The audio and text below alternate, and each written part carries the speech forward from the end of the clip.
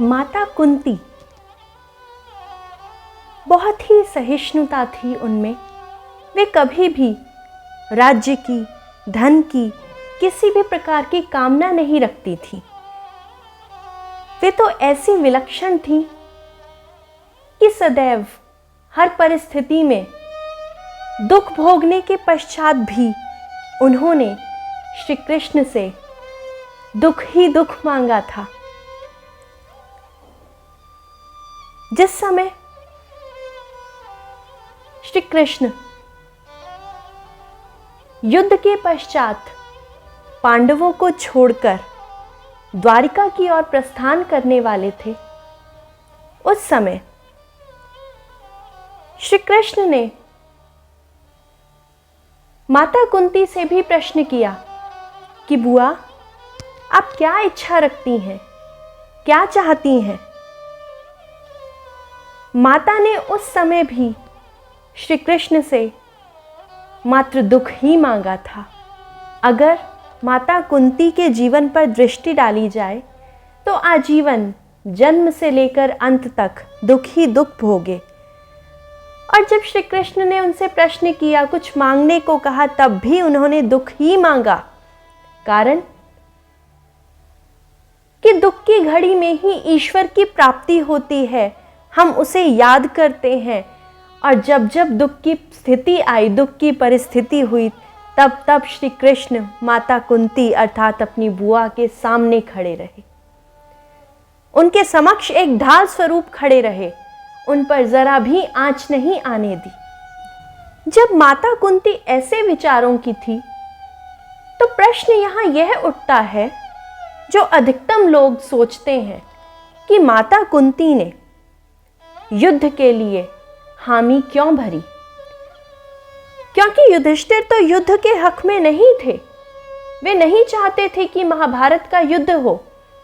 फिर कुंती मां के कहने पर ही उन्होंने युद्ध के लिए क्यों हामी भरी। सर्वप्रथम माता कुंती का कहना था, भाई भाई के बीच भले ही चौपड़ के खेल में कुछ भी हुआ था, ऐसी परिस्थिति में उन्हें वहां द्रौपदी को लाकर नग्न करने की क्या आवश्यकता थी। सर्वप्रथम तो उन्हें इसी बात का क्रोध था। और दूसरा कारण यह था कि जब श्री कृष्ण कौरवों के यहां अर्थात हस्तिनापुर में संधि का समझौता लेकर आए थे, उस समय दुर्योधन आदि ने श्री कृष्ण को जेल में बंदी बनाने का प्रयास किया। उस समय माता कुंती समझ गई कि यह इनके विनाश का काल है और इससे अधिक वह विनाश होता हुआ नहीं देख सकती। इससे बेहतर है कि युद्ध ही हो जाए, ताकि जो विनाश है वह सर्वनाश की ओर अग्रसर ना हो पाए। क्योंकि अगर युद्ध नहीं होता, दुर्योधन आदि अर्थात कौरव पांडवों के साथ न जाने क्या क्या करते। इससे बेहतर कुंती मां ने सोचा कि युद्ध होना ही बेहतर है। यही दो कारण थे जिसकी वजह से माता कुंती युद्ध के लिए तैयार थी।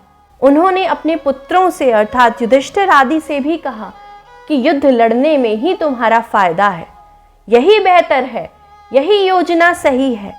परंतु माता कुंती ने युधिष्ठिर आदि को यह भी वचन दिया था कि युद्ध धर्म के अंतर्गत ही लड़ना, धर्म के विरुद्ध जाकर कुछ भी ना करना। एक बार दुर्योधन आदि धर्म के विरुद्ध गए, नियमों का पालन नहीं किया, स्त्री को भरी सभा में नग्न किया, उसका परिणाम यह देखिए क्या हो रहा है। इसलिए युद्ध तो होना निश्चित है, परंतु युद्ध में हर कार्य धर्म के अंतर्गत रहते हुए ही किया जाए।